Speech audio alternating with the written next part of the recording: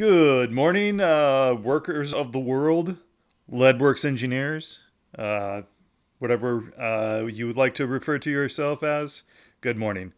This week, we're finishing up the final touches. We're putting the final touches and polish on Leadwerks 5. Last week, I did a lot of UI updating and then just normal bug reports. So it was about half and half. Last week, a lot of UI revision. 12 bugs were fixed. There's just 13 reports remaining in the bug report system. And so we're looking at a full release soon. I'm kind of thinking about April 15th as the possible release date. Doesn't have to be exactly then. I'm not sure exactly when, but April 15th that might be the day that it happens. I don't actually know what day of the week that is, but we'll see. It'll probably be a Monday or Tuesday. Okay, so I want to talk about the UI, but before we do that, I want to start with going back to Leadwerks 4 and taking a look at this, and then compare it to what we have implemented since then, and especially what I added last week. So the first thing you'll notice about the Leadwerks 4 interface is it's really bright. And this was simply due to technical limitations at the time. The toolbar up here is very, very wide. It's got about 42 buttons in it, I think. It's got a lot of buttons, and they're not very distinguishable. They all look kind of the same, so it's kind of hard to see what is what. They look really small, and they're really packed together very tightly. Over here, we have these three edit modes: object, face, and terrain. And then below that, you select what type of object you want to create with these buttons. And then I think if you go into the create menu, there's like some other options there, but these are like the main basic ones that you use most of the time. Okay. The translate, rotate, and scale buttons are up here in the toolbar, hidden among a bunch of other stuff. So it's kind of hard to pick those out.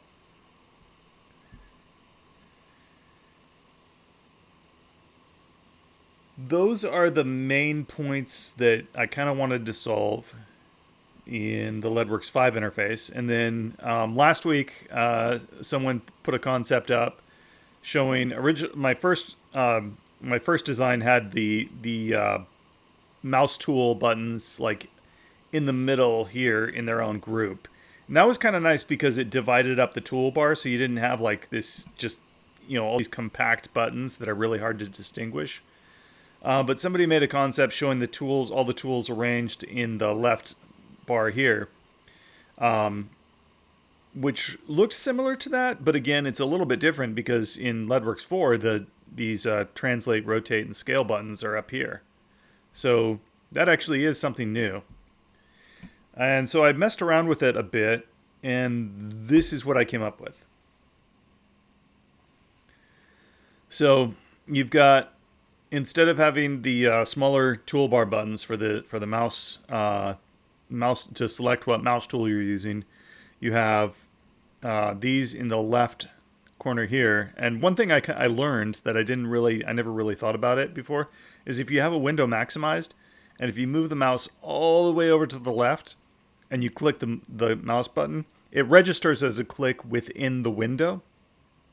There's not like a 1 pixel border. Like if you're on the very edge, as far as the mouse can go, you're still within the window, which is kind of interesting. I never really thought about that before.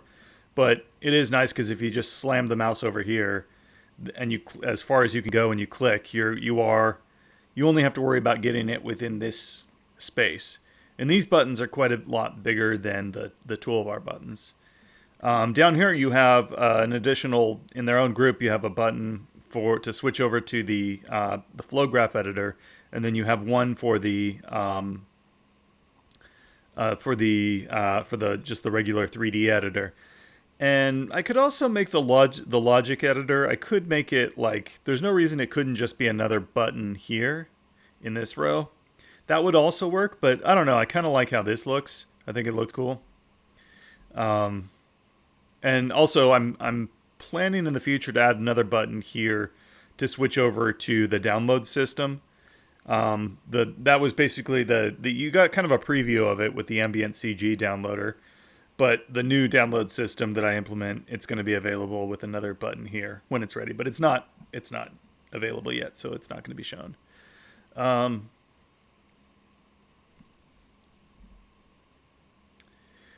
One thing that's interesting here is these buttons here, the toolbar buttons, are 16 by 16 pixels.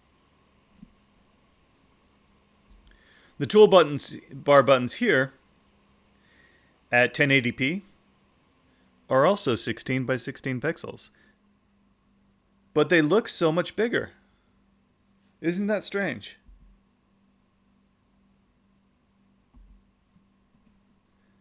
Now, one thing I did here is all the icons here have a border, that have an outline around all the shapes. And I gave that like a 50% transparent black background. And so you get a little bit of a border around all these shapes. And it's really cool because it just makes it stand out from the background a lot easier, and I feel like it allows you to see things that you wouldn't otherwise be able to see. Just having that little bit of extra contrast on the edges makes it possible to see things that would otherwise just get lost. I never really thought about it before, but that's just kind of an interesting little artistic trick that I think I learned. But it's remarkable how much ended up being the same. As far as the layout goes, the main difference here is the toolbar here. It's restricted to just the area above the viewports in this left sidebar. So the toolbar only goes out this far. And in Leadwerks 4, the toolbar goes all the way across the top window, across the window here. So you have quite a lot of empty space up here. And this is getting, the side panel is getting vertically compressed unnecessarily. Here we just made the toolbar stop here. And so the side panel has a little bit more room. It has like an extra, I don't know, what is that, like 96, 64 pixels at 1080p at 100% scaling. It's got a little bit more vertical room. I considered moving the sidebar up even further and making the menu bar stop here. And you do get more vertical space that way, but it looks really weird. So you kind of have to balance all these different factors. Like you're trying to maximize the space each item has. You're trying to minimize the amount of wasted space. But you also can't do things that are too weird that kind of like upset the visual flow of everything, because if you do that, it makes it confusing to look at. And if it's confusing to look at, then when you're using it, it's going to be slower. Now, our users estimate a 30, I believe it was a 38% increase in productivity with this UI versus the last revision. And I think that was just based on feeling, that number. But that is what somebody said. And I started using it. It took me about a day to get used to this versus having the mouse tool buttons up Yeah, I'm here. still getting used to it. Like, because spent last year, getting used to the buttons being up top, and now I have to go back to the buttons being on the side. It takes like a day or two to get used to it, and then after that you don't want to go back, I Yeah. think. Yeah, the first thing I actually did was I was going to make it so like if the sidebar was hidden then you would have the mouse tools would appear like they did before in a middle group here. But then it's like, okay, well now I need like two different. I need to define two different toolbars because I need one that doesn't have that many buttons, and then I need one that has a lot of buttons to fill up this space. And so I took what I said last week, which was I don't like doing things two different ways because you're sort of not taking responsibility for the outcomes, and you're kind of I don't know, like when you give people a choice, you're sort of blaming them when it doesn't work. And a lot of times if you make things too customizable, it's kind of a way of never dealing with problems. And so, and also you have the problems of like, okay, well now we need two different toolbars to be defined. If I had a visual interface in the future that lets you like customize the toolbar like the way 3ds Max does in the UI customization menu, then that's going to be really confusing because now they have to define the toolbar twice. And so I eliminated that and I tried this out and I worked with it for like a day or two and I was like, oh yeah, this is way better. It is a lot faster. I didn't realize it, but most of your work is done in this 3D viewport most of the time. And most of the time you're gonna have a four viewport layout usually like this most of the time. And just having all of these tools like right here a few inches away, this actually does make a huge difference. I think it's really good. Let's see. No, I really like this because it you're going from like Leadwerks 4 to Leadwerks 5, so some things are different, but it feels the same. You know what I mean? It's like, oh, some things are different, but the general layout is the same. And I think it's a really, now going back to the Leadwerks Brennan, I really think this is like a better approach because it's familiar but different instead of trying to be something completely new. Yeah, yeah, we had some pretty wild concepts like at the very beginning of the design of this. Um, and we did that a lot. Some very cool things did come out of this, like the hover over these things to bring up when you hover over one of these thumbnails, it brings up a big window that shows like a big preview of the thing, so you don't even have to open the file to look at it. I love that feature. The way the object selection is done, this is a button, but it's also a combo box. So when you click on it, it'll open up a window here, and it shows a lot of big thumbnails of the different objects you can create. That's really good. Um, but but then like in some other ways we kind of like dialed it back and went with a more conventional layout. So this is like what you're looking at now. This is exactly what I had in mind. This is what I wanted to create like years ago. When I had this, I had something in mind, and I was like, I want a dark theme with a lot of gray, but also a lot of bright primary colors that look sort of like either like Legos or like this reminds me of one of the Nintendo consoles. Super Nintendo, No, the Super Nintendo was gray. well, yeah, but the overseas version they had the multicolored buttons for the A, B, Y, and X Uh, buttons. Yeah, but it might be the Nintendo 64. I think that yeah, was that's that was it. like a dark That color. had, yeah, that had the great controller and the like multicolored buttons and Well, I don't every know about the button. controller, but the console itself I think was dark. And then the what I'm thinking about, I think it had like a logo on it that was like red, green, blue, and Yeah, maybe yellow. that's that's N64. Yeah, but the buttons on the controller were actually very vibrant and each Oh, had their own colors and everything. And that was international. okay. Yeah, I don't remember exactly, but that kind of reminds me of it. It kind of reminds me of Legos, like the bright primary color. And yeah, like Alien Head, like yesterday he said something like I think is he still here? Yeah, he's here. Hey, so he said something interesting yesterday that was like, wow, it looks really professional, but it also looks like colorful and playful. And I was like, yeah, that's exactly like what I want to communicate.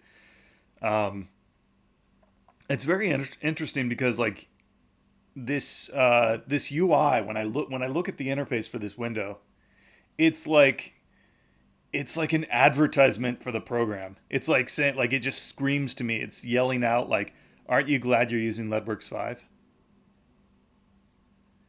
Yeah. This looks so good to me. Like it's actually like like the colors are just like tuned exactly right. And I actually like I feel like there's like this mental like stimulation like just from taking this in, like I can just feel like the dopamine like rushing. It's really weird. Like it looks. This is exactly what I had in mind. No, I really like it too because it's really goes with the whole Lightworks brand identity and branding. So this is really, really good. Yeah, because the whole thing with Leadworks is I think the tagline actually for Leadworks 5 is going to be it's Leadworks 5 is powerful fun Yeah. because the whole purpose of it is that you can have powerful tools that make games that look good and they can be enjoyable and fun to use. And I really Right. don't like that. I don't like the. Okay, so years ago, 10 times faster performance, and people call bullshit and they get angry. what?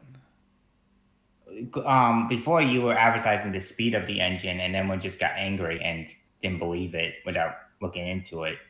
But if you just say, "Oh, it's powerfully fun," and then you just show them the editor, I think that's better marketing. Well, it the performance is it It's encapsulates the performance, but there's well, more to yeah, it than just because we that. had That alone isn't enough. we had a lot of we had people who wanted to use Lightworks, but then kept running into weird bottlenecks with the engine because it was single threaded and everything. Mm. So if you remove that limitation now I think people are going to be more interested in adopting Lightworks now because that bottleneck is no longer there because you Yeah. focus on speed on day one. Well, yeah. A few years ago, when I lived in Seattle, like somebody I was talking to, they were talking to somebody else um, about Leadworks, and in the email chain, I think I wasn't supposed to see this, but there was an email chain, and I saw somebody's response to an email that this person sent, and they said like when they said they went on the website and they said, well, the graphics look like really high end, but it's advertised as being like friendly to easy to use, and like and they were like an engine with an identity crisis, count me out. And I was like, no, that's not. That was I think this is like that was like their frank opinion said to somebody else that I wasn't supposed to see. But I I think you need to do benchmarks of the FPS demo on like different cards, especially like going on like mid and lower end cards, just to show that yeah, even on these cards it does actually still perform.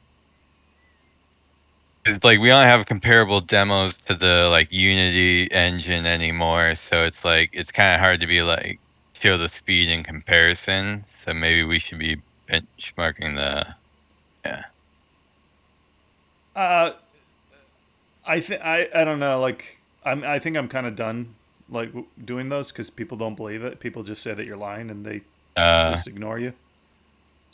Yeah. Like they just don't. Okay, it's like fundamentally it just means that they don't care. I mean, if I told you that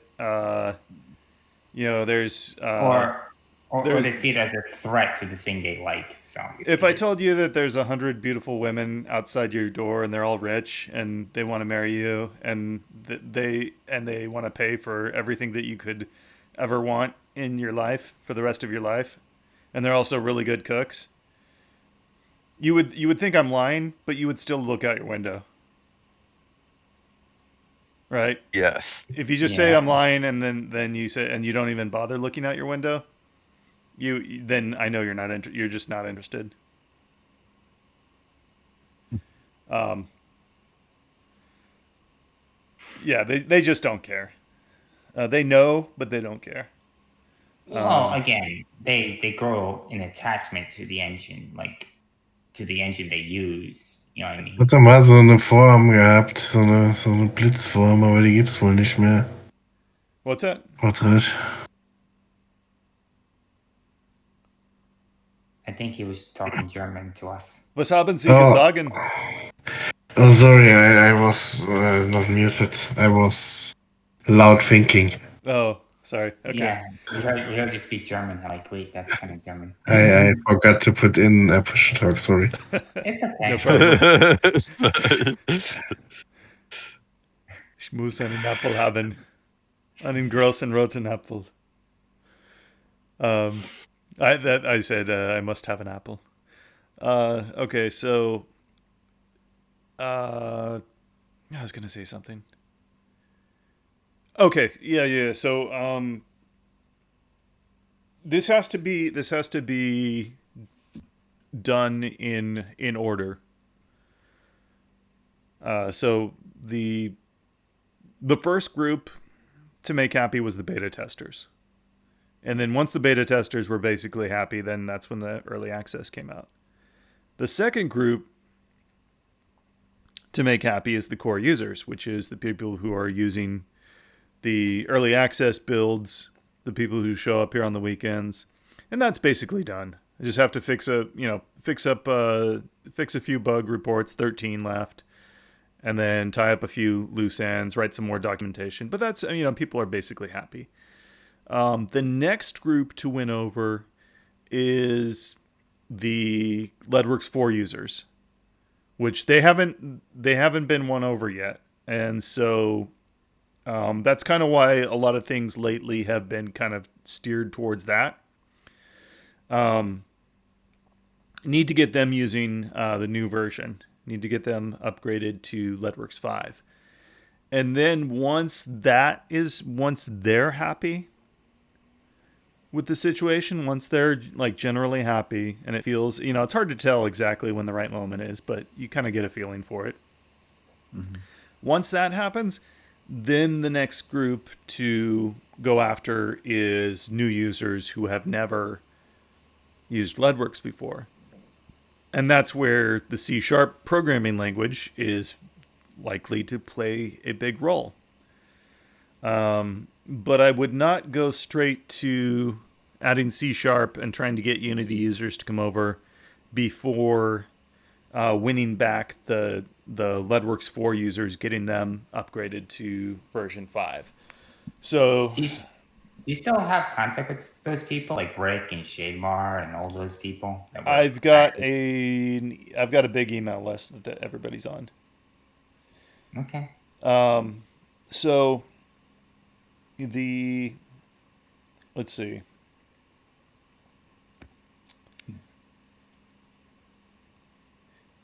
Also, it's been like 8 years, so Like 7, yeah. mm. Um,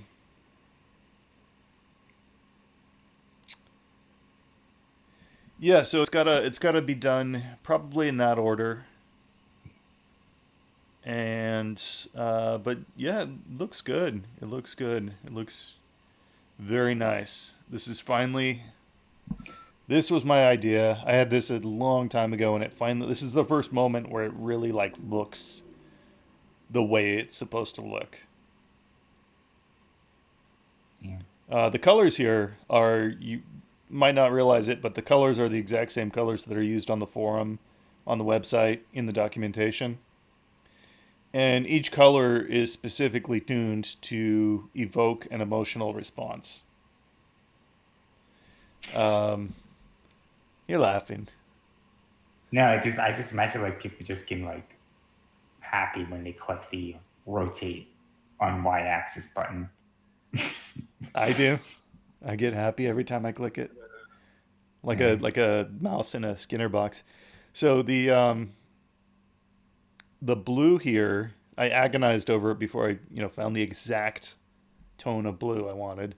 I call this Leadwerks Electric Blue. I was actually thinking, like, going through the icons design, and I was thinking I might like write up like a page about the writing about the whole color palette in the documentation, like what colors to use in new icons. I call this Leadworks Yeah. Electric Blue, and it's calm and intelligent, but it's also energizing. It's got that little zing to it that gives you energy. Um, the the red here is I started with a very very bright red, and it looked like garish. This is more of a rich, deep color that doesn't it's not too bright, but it catches your eye, but it's not too bright. The orange that you see here on the paintbrush and here with like I with love selected that objects, orange. that's the exact same orange that Blender uses. That's probably why I like it. Yeah. Um, the uh, the yellow here for this and this for the folder and this little star. It's a little bit more subdued of a yellow because if you use the really bright yellow, then it stands out. It makes things stand out too much. So it still conveys the color, but it's a little bit more. It kind of makes the toolbar like fade into the background a little bit better, like I wanted.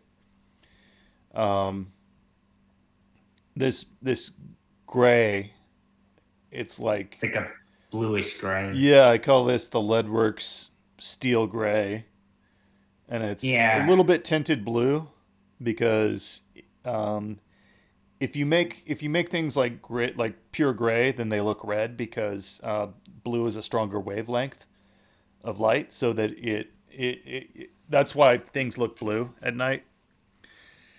Um, Also, I feel like the shade of gray you were using was very 2014 when hmm, everything was going dark mode. If I went dark mode, I kind of want like black almost, but this is actually like a more inviting dark theme yeah. than like a scary like professional like Visual Studio black. Hmm. And then the background, the recessed background here that the viewports use it, and all this stuff uses it. This I tuned very carefully because it's really hard to get. If you make it too dark, then it creates too much contrast between the content, like the images, and so they it makes them appear brighter, and so it makes them harder to see. If this was just a black background, the icons would be really hard to see. So it was tuned to just to make the content, whether it be thumbnails or icons or the 3D world, to it kind of makes them pop out more without creating too much contrast. And then the green here is you'll see the same green everywhere. It's I don't know what it is. It's just like fresh and energizing again. But yeah, a lot of thought went into it. Right. So yeah, so the same green is used here and anywhere else it appears. Um, yeah, that was a really. I'm an amateur, artist, but it's these are What just did things. Do you just look at something and it's like that looks a little bit that just looks wrong. yeah. And this Where whole did you get the process was just eliminating things that looked wrong until you get the only thing left, which and it all what looks right. All right, so where did you get the icons from? Because you posted on here that you got from the Visual Studio 2019 set. Because I actually edited my toolbar to have, because I have an ultra wide, so I have more state real estate. So Mm-hmm. I was able to add a few more, the grid snap, the grid lock, the angle snap, and texture lock. I just reused the old icons for the angle and grid lock, but I had to get like an actual like lock icon for the texture lock. There is And there is a lock icon. I sent you my version of it. So what I did is I used the Microsoft has some nice icon sets. mhm. Leadwerks 4 Yeah, actually that used the Visual Studio 2013 icon set, which was only distributed in Ping. The newer ones include SVG files. right. Um, But that's what I did. I found a lock that was close. That was close enough, but it's not that blue that you have. It's like more of a lighter blue. I mhm. actually posted in the general chat, so it's like it's off. I mean, it's fine, but it's like off. Um, and I just want to know like how you like made sure all the colors matched and everything because. Okay, so I use the basic gray Hmm. that I use is 210, 210, 210. Okay. Um, and then the borders, I make the borders black, and then I give Hmm. them 50% transparency. And that gives you the best blending between like the background, but also when you open up the menus, that gives you a good blend between uh, the lighter like highlighted selected menu item. The blue, I don't remember the color code exactly off I the can top of my I can head, but always. you can just I copy it. mean, unless you have already have a lock icon that would work well with texture lock. There's one in the VS 2019. Yeah, I use it's lock cyan, right? I just used the one that was it was just a lock by itself, and I just made it gray. Lock 16. Then Yeah, I use the color one. I'll probably just go back to black and white and just make it gray. yeah. Or yellow might, this folder yellow might look good too. All That would right. sort of Well, communicate what it is a little bit better. I mean, it doesn't matter. I mean, it works. I'm just saying, like, maybe you should include an icon like that. Maybe I Just put will. it, just put it in the folder and make sure. I would just recommend you just, over time, slowly but surely, just over time, just add icons for menu icons. So when people want to add more icons up top, you don't have to assign an icon. It would Hmm. just work. Yeah. But yeah, Yeah, but. what's really nice about them is those previously I was using icons from Icons 8. And Mhm. I actually just canceled my subscription yesterday because I don't think I'm going to use anything from there anymore. Um, these are a lot harder to get to make, but the results are really nice. They're aligned. You want to start with a 16 by 16 image, SVG image, and you want to align everything exactly to pixels in that, and then they'll scale really nicely. Yeah. And Well, then when I do work with SVG, I actually have a vector editing program. I use Designer yeah, to yeah, do I that. used Inkscape for these. It's okay for editing, but there's a lot of things I can't do. It's funny when you and I talk about open source software. It's like, oh, it's like that's the one thing. That's the one open source software I will not use is Inkscape because I just don't like it. I think it's okay. I don't do anything like super crazy with it, but like I don't deal with curves, and I don't actually like draw my own shapes really, unless I really Uh, have to. Um, Also, Fair. okay, so there's also you have to Hmm. run if you use those VS 2019 SVGs, you have to You run have to them run through. a compressor. I learned that the hard way. And I was like, oh, that's what this does. Okay. Well, I think it might. I think they're designed with like classes in the file defined in the file, which my SVG loader doesn't support, or something like Uh, that. There's something that doesn't support, but when you run them through that compressor, it strips out whatever the thing is, and then so after that they work. all right. Um, but yeah, that's. Do we have any questions before we move on? Do we have any questions on the user interface on these revisions? Anything else I've talked about?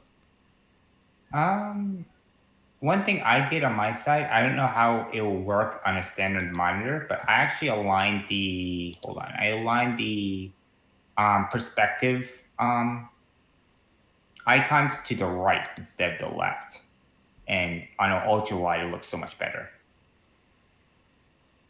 Wait, what's that? I aligned the 3D perspective, like the like 3D viewport and all that. I posted These my toolbar. Hold on. I just these buttons. Yeah, I lined that to the right.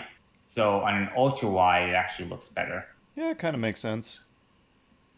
Yeah, I posted my toolbar in the general channel, and since I have the real estate, I also added the debug play and stop buttons. Yeah. I might do something in the future. I might do like something like Visual Studio does, where you have like a combo box that selects the configuration you want to run, and then you have the Yeah. play button next to it. I think that's kind of nice. Well, most of the time, from the editor at least, you just want to run the debug because that's when you put your print messages and everything. I always use the release. I always usually run the release build because I'm not testing code at that point. Usually, I just hit That's fair. F5. That's fair.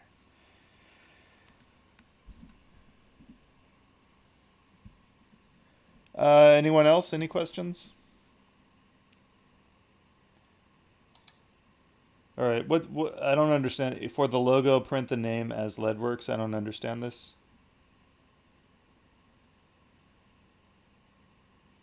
Oh, sorry. Like the S is a 5. It's Oh, just a stupid idea. it's clever. Leadwork It's just a stupid 5. idea. Yeah, that's all I was trying to say. I didn't even catch that. Like obviously, if you were like, I was more thinking of that like the pixelated logo. Like I don't know, you want to write it down as a name, but yeah. And then just have the little gear teeth like coming out of the 5. Oh yeah, the bottom of the 5. All right. Well, yeah. So I like that's that. I'm very very happy with these results because I mean, there's nothing worse than making a really nice program and hiding it behind an ugly user interface. And Hmm. it's like I'm not an artist, but I can tell what's good and what's bad. And Yeah. yeah, I really hate to have like something kind of like put all your work into something and then have it be let down at the last minute by the thing that is most like connected to the end user, the most visceral, experience, connection they have. Is just how it looks. And having something that I'm proud of, that I think looks great, uh, it's nice to. I guess it's nice to have the visual appearance match the quality of what is lies within. So before going any further, I just want to thank everyone who's left us a positive Steam review lately, who's given us a thumbs up on Steam recently. T-Ticky, Drogowit, The Cuzzy, Cap Crunch, Metal OS, Agnologia, Knievels, Ricochet, Andy, Gashish Master, Marcy 3D, Gamer, Saru71, Mazel, Timmy, you, Plisa, Gravitate Games, Lilybite Wreckage, Techno Fox, Casmic, Doctor Who 3DGX, JDJD Gaming, Reap Blue, Anthony Python, CZX18888888, Edelan Trick, Merrick IJC, Kent, Old Amsterdam, Drake Black, Merrick, Project Mayhem, Pedrito, James W. Harden, Troyanator, Altitude, Lucky Luke, Slick29, Kavaras 3, Waxy, Renha, and Conejo Tuerto. Thank you guys. Appreciate it. Can we get a round of applause for these gentlemen? Thank you. Thank you. Okay. Yeah, so that's all I got this week. Any other questions or anything before we go? No, I just want to say that the toolbar modifying is actually a blessing and it solves everyone's problems because you took out one, like people were fighting over what button should be in the toolbar. So now giving that power to the people is actually really good. So yeah, next week. Yeah, I mean, I think the UI is pretty much done. Yeah, but Next week, I'm saying like the giving the giving people the power to edit their toolbar. Oh yeah, yeah. So Drake Black asks, when will the next bug fixing round be? And I think I'll be focused more on bug fixes next week because I don't think there's really much else to do. I solved so last weekend we had 13 bugs remaining, and I think I solved 12 bugs last week, and now we have 13 bugs remaining. So we're and I was only doing that for like I think I was doing that for two bug fixes for like 2 or 3 days. So we're still solving them faster than they're being generated. Five, And six, I seven, think eight, this nine. week will be the whole week doing bug fixes. But it was really nice to. It was a relief after like a couple of weeks of just doing bug fixes to take some time out and focus on something a little bit more creative. And I'm actually really glad that I did because I think this looks fantastic. This looks so good, guys. This is like the most beautiful interface of any software program I've ever seen. It's very inviting. I love it. Okay. Yep, very cool. So with that, I will, let's see. How to use texture frame scrolling. How texture should be done to have few images to scroll with that. Yeah, like animations and all that. Because you have a texture scrolling, but there's like the W value too. Wouldn't that be nice to have in the material editor Well, too? if the As well? texture is okay, so first of all, what is animation? Well, it's just frames over time. Okay, so you have one frame and then you have another frame and you have another frame, right? Mm-hmm. Do they change? Is it one frame for every single image rendered? Does it change every single render? Well, it depends what you're trying to do. So if you're trying to create like in animation, let's say like the cyclones, right? They spin. Um, so you would animate, or you could just write a shader that spins. Either way, but Okay, that's something completely different. You're talking about modifying texture coordinates over time. He's talking well, about different well, frames, no, but animation I'm kind of frames. all right. Let's do like a stickman walking, right? Um, so if you want something like a movie or something, it would have to be one frame per 60 frames, right, to get a stable frame rate. But there are also other frames where you want something like to change over time, like let's say like an advertisement, right, like a digital advertisement where you have one ad and then you want to change to the next ad over like every like 60 seconds or something. So it's so when dealing with frames, it's kind of like it has to support both features. It has to be like, oh, you want to animate a stick guy walking, or you want to toggle between each frames of the texture to conserve texture memory. What I'm getting at is you need, in most cases, this probably needs interpolation between the nearest two frames, which means a crossfade, which means that requires a specific shader to do that. Right. Why would we be fading two frames together if we're trying to do like an animation? In the same way, that's what the water animation shader does. Unless you have one frame for every single. 'Cause I was thinking like if you play a GIF or something, or if you're doing like pixel art or something that you're projecting on a wall or something. Well, I don't know. it's gonna go the animation is gonna go very fast if it changes every single frame. It's gonna go really fast, and so you're likely to just run out of texture memory. You're likely not to have enough texture memory for that. Like if you have an explosion, it'll be over in like, how many frames? Let's say you have an But explosion with. wouldn't you hold it there for like a couple, like a millisecond or something, like you would any other Well, you animate at 30 movie frames per second, format or something? or have Okay, to. so now you're well. I mean, it You renders it. like I It don't know renders why at you 60 would frames. advance it every. It renders Oh at yeah. 60 frames per second. So I'm saying if you have a change every single frame, every single render, then it's going to go very, very fast. If you don't, then you need to do like a crossfade in between them, or it'll look very like stuttery. So it requires a custom shader to it needs a shader specifically designed to handle that, which is what the water shader does. It does a crossfade in between uh, those two values. Um, okay, now that could be done two ways. One is to pack all the frames into like a grid on a single image. That's one way to do it. And the other way is to do an array texture, which is basically like a 3D texture, except the bitmaps don't get smaller on the z-axis when they're compressed. A 3D texture has like linear filtering. If the texture coordinate is in between two frames, it'll do a linear filter between them.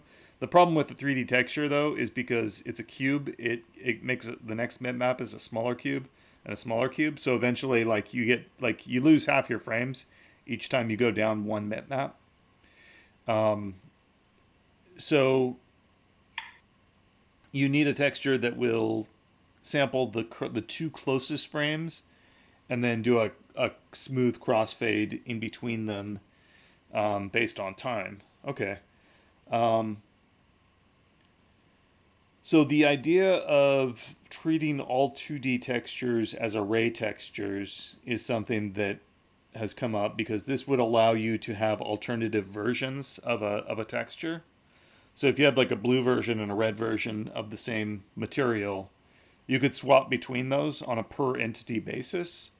Mm-hmm. And that would also that would easily lend itself towards an animated surface because you could also pack a lot of different frames into that array texture and then have a shader that samples in between the two closest frames and does a crossfade.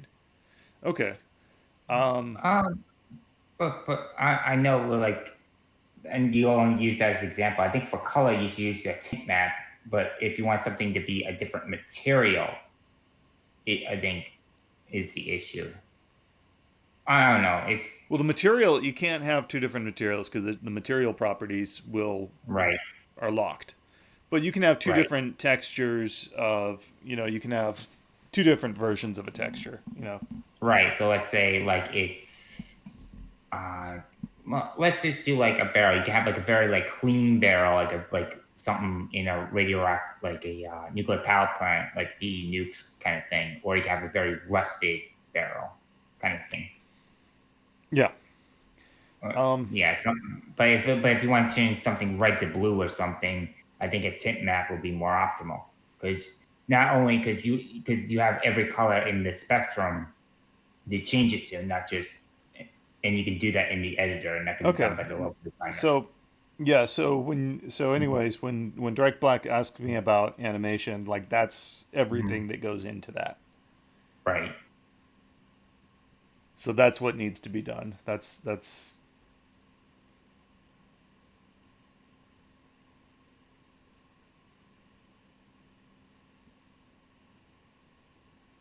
and it's not done right now. So there's still a few like questions that need to be answered there. Mhm. The easy way is to just to scroll the texture if you can do that. Right. And What actually, about you okay? So you can do that right now. Actually, if Mhm. um, you can do animation right now just by offsetting just making a grid, making an image with all the different frames in it, and then just offsetting the texture coordinates. You can do that right now. Uh,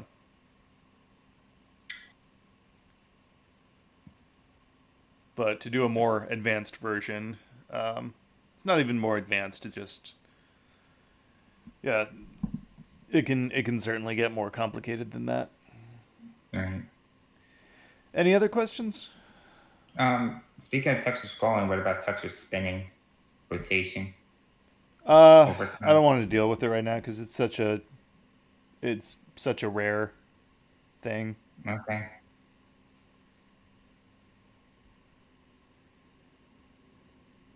Might get added in the future.